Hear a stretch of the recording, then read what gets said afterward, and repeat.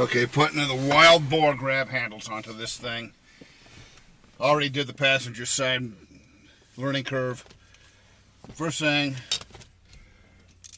13 millimeter bolt right just to the outside of the mounting bracket for the sun visor. 13 there, this is a 13. This one here, you'll want to use a magnet at the tail end. I'll show you what I did. So if that bolt doesn't drop down this panel here, that would be a witch with a capital B to try and get out. So first thing, remove this 13 millimeter. Biggest thing is you're kind of working blind on this. You can't see what you're doing. So what I'm doing here is I'll work until it gets loose, but I don't want to take it all the way out.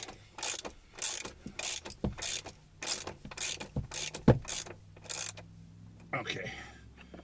Loose but not out.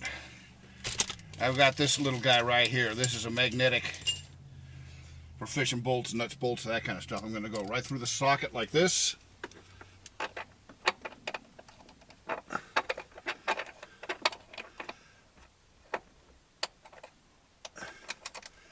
Grab the bolt.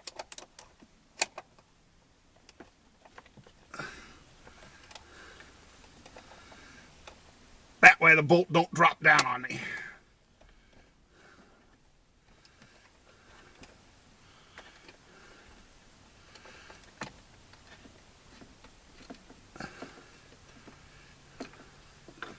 And there's the bolt.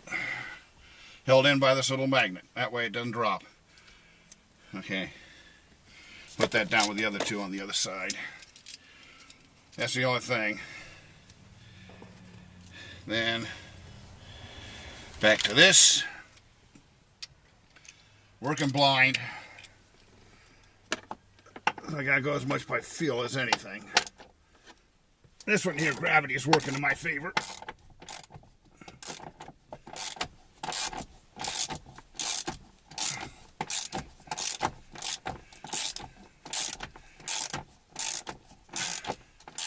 Something I learned on this other side too.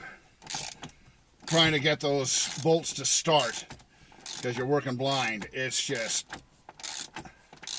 pain. And the other thing I found out is it's a good idea. I'm going to put the bolts in without anything on them first. I'm going to run them in and out with my drill motor with an Allen head on it a few times to work the paint off those bolts, because there you are. So here's the other one off.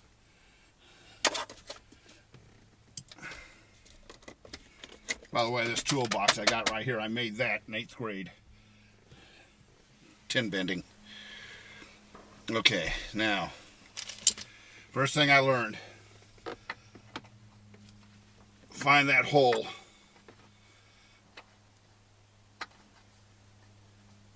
And as I said, they don't want to start very well because there's too dang much paint on the bolt.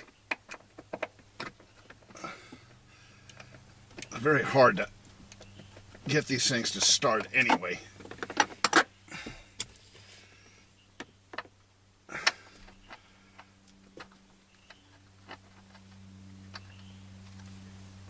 There we go. Now what I do, my little drill motor, and I've got an Allen key head on this thing.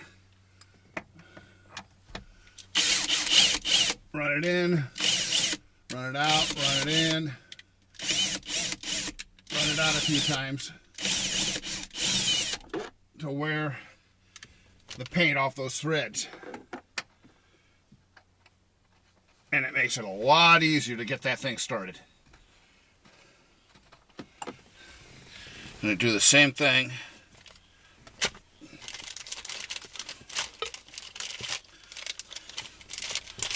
with the shorter bolt that goes up vertically.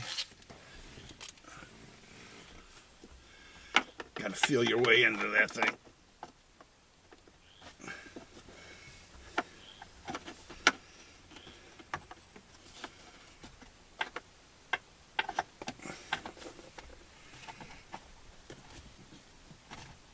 This one a little easier to get started, but again, make Make sure I'm driving it the right way. Don't go nuts. All you're looking to do is just kind of scuff the paint off the threads.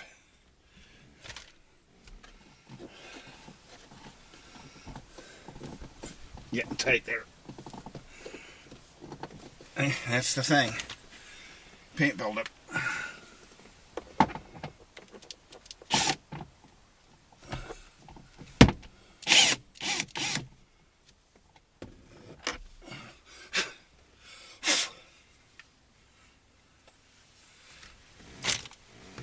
Clean it off there a little bit.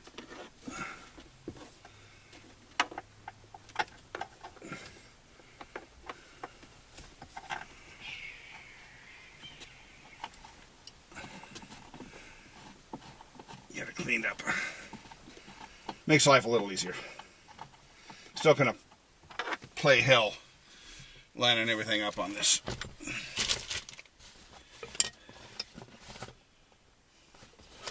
Alright, now the first thing, I can do the top one first. Hex head, or hex mounting plate here. This rounded edge, that goes against the grab bar, not against the ceiling. And again, these things are side sensitive because the bolt goes in at an angle. And you want that bolt sticking out. I found it's easier for me personally to do this top one first.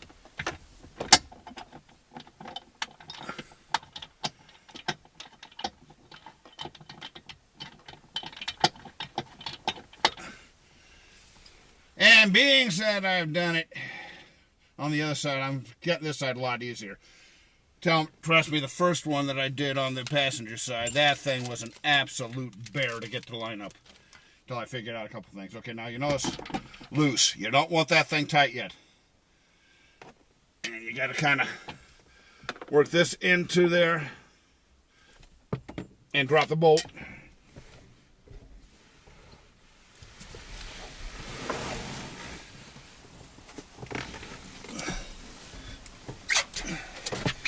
You're just not doing it right if you don't drop something a few times. Okay, try this again. Put that in there. Bring this around. Lift up and get everything to kind of line up. And as I said, because I chased those threads the first time, and I know what the hell I'm doing this time.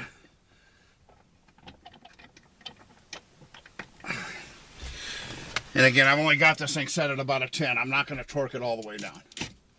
Make sure I got it going the right way.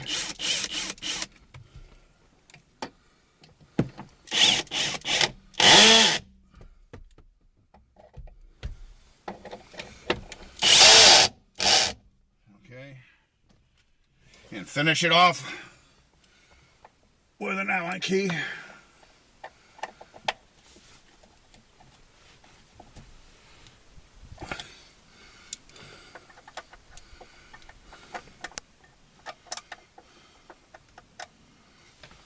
You can't see what I'm doing here, so it's kind of hard.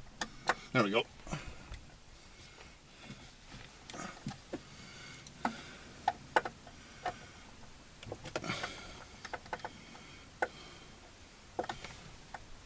Come on. Where are you at? There you are.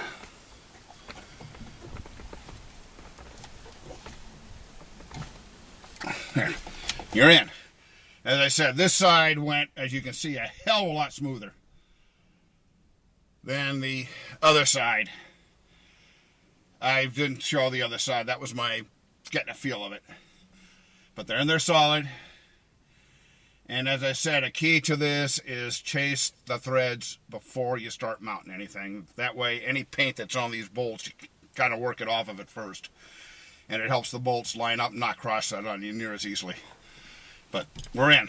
Now, as I said, this is 2013 Jeep Wrangler Moab edition. It's a JK.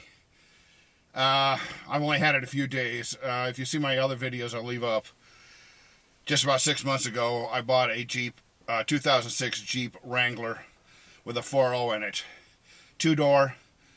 Good little Jeep, but the problem was my wife is disabled, and it was very difficult for her to get in and out of that thing. It also didn't have enough room for even her walker and to be able to put her scooter, little mobility scooter in there. This thing's a 4-door. The storage in back is a lot better. I swore up and down that I was never going to buy a car that's got OBD2 on it again. But unfortunately, you're kind of stuck with that nowadays. And I will say that this little 3.6 so far is actually, performance-wise, a better engine than that 4.0 was. I do not expect this engine to last like that 4.0 is, but I am very, very conscientious about maintenance. I change the oil maybe even more often on this, but every 7,500 miles with a top-grade synthetic oil. I also run the Can-Am oil filters, the Can-Am Golds. And a lot of people, why do you want to do that? Well, I'm going to spend that money, and 2 reasons. Number one, they flow better than just about any other oil filter out there, and people don't understand. Now, those have got 10 micron filtration in them as opposed to 20 or 30 micron filtration with the other brands. People say, well, that's smaller holes. Yeah, it is smaller holes, but you got more holes per square inch. So you're less likely to get plugged up. And that's why I run those Can-Ams. Yeah, they're about double the money, but to me they're worth it, and I'm going to get as many, many miles out of this engine as I possibly can. Thank you for watching, and I appreciate your time. I'm going to shut her down now.